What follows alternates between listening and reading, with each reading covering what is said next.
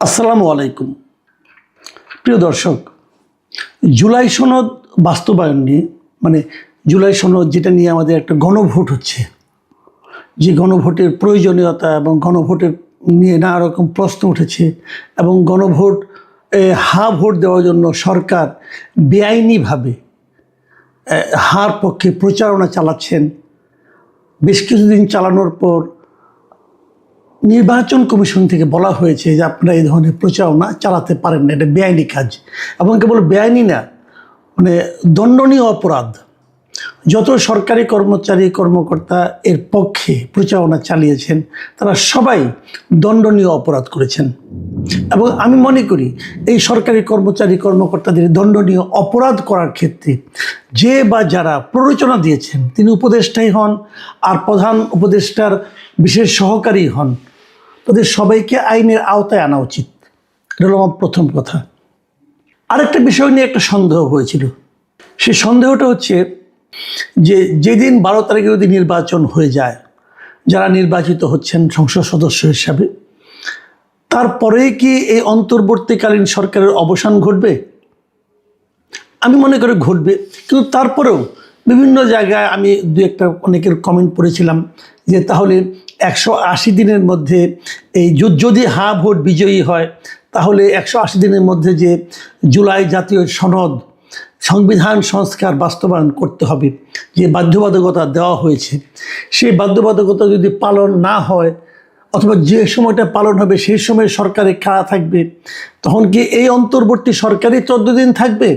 এই সন্দেহটা কিন্তু অনেকেই করেছিল এবং এই সন্দেহটা আমার কাছেও ছিল, কারণ এই ব্যাপারে স্পষ্ট করে কোথাও কোনো কিছু বলা ছিল না।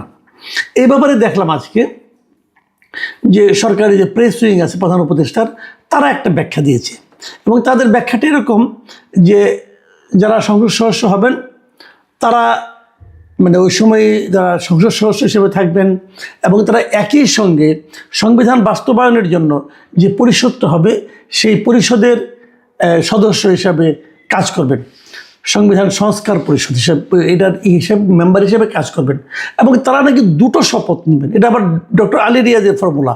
তারা দুইবার শপথ নেবেন। একবার শপথ নেবেন সংসদ সদস্য হিসেবে, আরেকবার শপথ নেবেন সংবিধান সংস্কার পরিষদের সদস্য হিসাবে।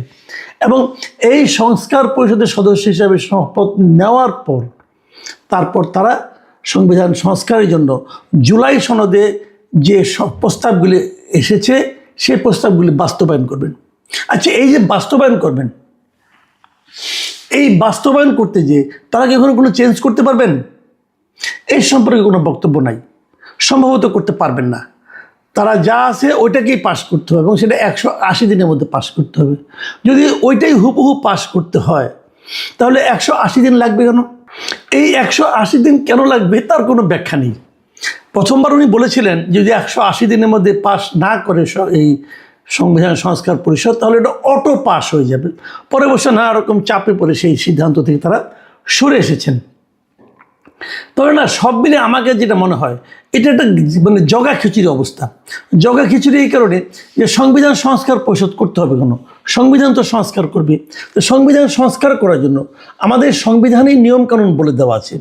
সেই নিয়মটা হলো সংবিধান জাতীয় সংসদের 2/3 সদস্য যদি ভোট দিয়ে কোনো সিদ্ধান্ত নেয় তাহলে তারা সংবিধান করতে পারে। সংবিধানের কোনো বিষয় যেটা সংবিধানে নাই অথবা যোগ করতে হবে অথবা বাতিল করতে হবে, এটা জাতীয় সংসদের 2/3 সদস্য যদি একত্র হয়ে এরকম একটা সিদ্ধান্ত নেয় তাহলে তারাই এই কাজটা করতে পারে। তো যে কাজটা তারা করতে পারে তাদেরকে আবার সংবিধান সংস্কার পরিষদ গঠন করে সেখানে এটা করতে হবে কেন? এটার কোনো ব্যাখ্যা কিন্তু আমি কোথাও পাইনি পর্যন্ত, কিন্তু আলী রিয়াজ সাহেব মনে করেছেন এটা থাকা দরকার, অতএব এটা রয়েছে। এখন প্রশ্নটা হলো অন্য জায়গায়। দেখেন, আমি একটা জিনিস বুঝিই না যে তারা কেন এত ক্যারিকেচার করতেছে।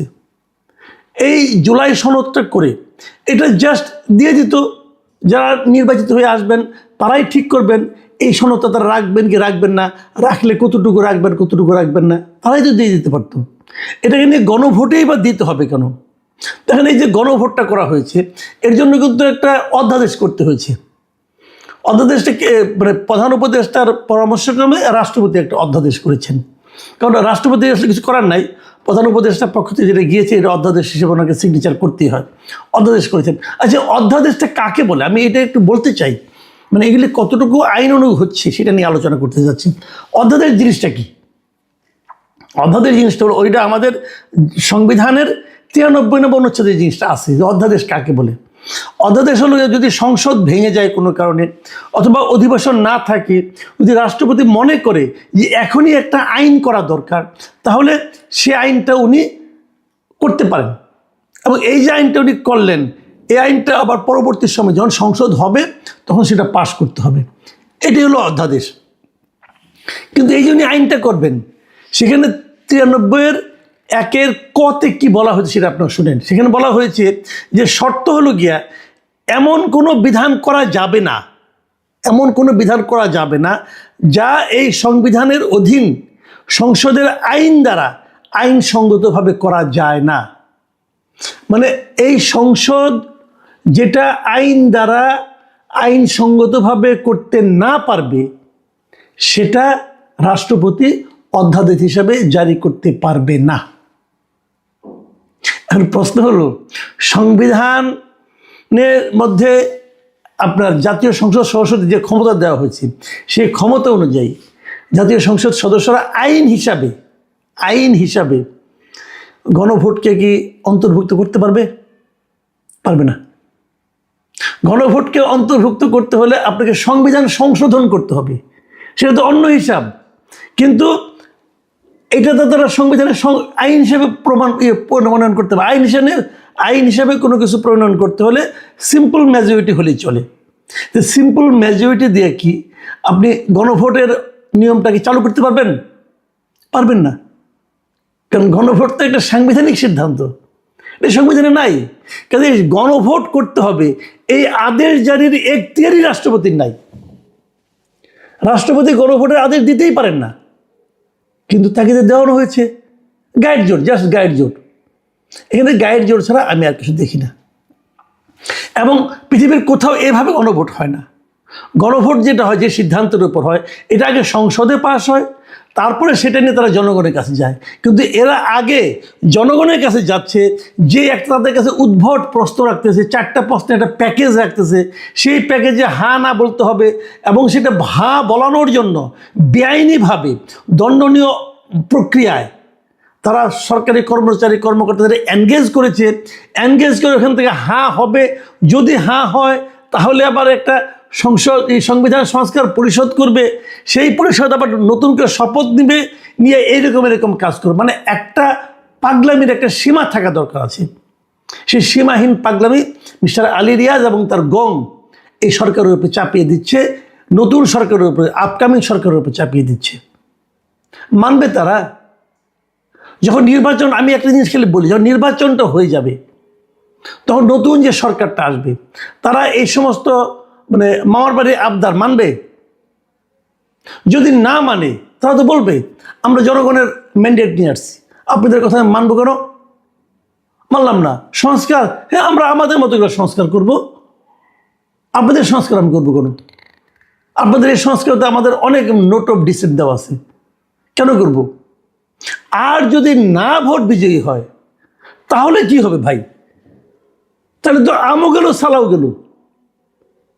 এই যে সংস্কার জুলাই সনদ যেটা আছে, এর মধ্যে কি ভালো ভালো কিছু জিনিসপত্র আছে না? আছে, কিন্তু আমার নিজেরও অনেক পছন্দের জিনিসপত্র আছে। তো এটা যদি আপনারা এত জোর জবরদস্তি করে চাপিয়ে না দিয়ে এই জুলাই সনদ যেটা পাশ করেছেন, এই জিনিসটাই নতুন সরকারের হাতে তুলে দিতেন, তাহলে নতুন সরকার ঠিক করতো তারা কোনটা মানবে, কোনটা মানবে না। এবং সেই সরকার কেবল না, এবং ওখানে বিরোধী দলের যারা মেম্বার আছেন সবাই মিলে যেগুলি মানার মতো হতো, সংসদে আলোচনা হওয়ার পর যেটা মানার মতো হতো সেগুলি তারা বাস্তবায়ন করতো, কোনো প্রবলেম তো ছিল না। কিন্তু তা না, আপনারা গর্তমি করছেন, আপনাদেরটাই করতে হবে। আপনারা কে ভাই? আপনারা কে? আপনারা কি এই দেশের প্রতিনিধি? তাও তো না। আলী রিয়াজ সাহেব কে? উনি আমেরিকার একজন নাগরিক। উনি আমাদের শেখাচ্ছেন গণতন্ত্র কীভাবে করতে হবে, উনি আমাদের শেখাচ্ছেন সংবিধান কী হবে। ওনার কথা মতো আমাদের সংবিধান হবে? ডক্টর ইউনূস তাকে পছন্দ করেন, ওনাকে নিয়ে আসছেন, ওনাকে দিয়ে এই সমস্ত আওলা ঝাওলা কাজ করাচ্ছেন। বাট আমাদের দেশের মানুষ কি চায়? আমাদের দেশের মানুষের সঙ্গে ওদের কোনো যোগাযোগ আছে? আমাদের দেশের মানুষকে তারা তো মনে করে যে আমরা হলাম জালিয়াতির এক একজন শিল্পী, আমরা জালিয়াতির কারখানায় বসে আছি। ওনারা তো এগুলো বলেন, ওপেন বলেন। মানে এদেশের মানুষকে আপনারা আর কত অপমান করবেন, এদেশের মানুষকে আপনারা আর কত মূর্খ মনে করবেন, এবং এদেশের মানুষ যাদেরকে নির্বাচিত করে পাঠায় ভোট দিয়ে, তাদেরকে আপনারা আর কত অবমূল্যায়ন করবেন। যাদেরকে জনপ্রতিনিধি হিসেবে মানুষ ভোট দিয়ে পাঠাবে, তাদের প্রজ্ঞা, তাদের চিন্তা ভাবনা, এগুলিকে আপনারা মানে কোনো গুরুত্বই দিচ্ছেন না। তারা কি এরকম জিনিস ভাবতে পারবে না, করতে পারবে না? এটা হয় না, এটা হয় না। এভাবে আপনারা যে কাজটা করতে চাচ্ছেন সেটা আসলে এক ধরনের স্বৈরাচারী মনোভাব বলে আমার কাছে মনে হয়। এবং আমি নিশ্চিত, আমি আপনাদেরকে, প্রিয় দর্শক, আপনারা মাথায় রাখবেন, খুব বেশি দিন তো নাই, আর মাত্র 13 দিন আছে নির্বাচনের। আপনি দেখেন নির্বাচনের পরে কি হয়। নির্বাচনের আগের জিনিস আমার ধারণা আলী রিয়াজ সাহেব দেশ ত্যাগ করবেন, আমার ধারণা। আমি জানি না উনি কী করবেন। উনি ওনার যারা সহকারী টহকারী আছেন, মনির হায়দার, এরা যারা আছেন, আপনি নিশ্চিত থাকেন এই মাঝারি মানে বুদ্ধিজীবীগুলো আগেই দেশ ত্যাগ করবেন। এবং তারপরে কি হয়, যেগুলো আমি বললাম আপনি মিলাই নিন। ভাই, এই দেশে আমরা বাস করি, এই দেশের মানুষের পালসটা আমরা বুঝি, আপনারা বুঝবেন না। আর মানুষকে এত অবমূল্যায়ন করলে সেই মানুষ আপনাদের মাথায় নিয়ে নাচবে, এটাও মনে করেন না। প্রিয় দর্শক, এখন এ পর্যন্তই। আল্লাহ হাফেজ।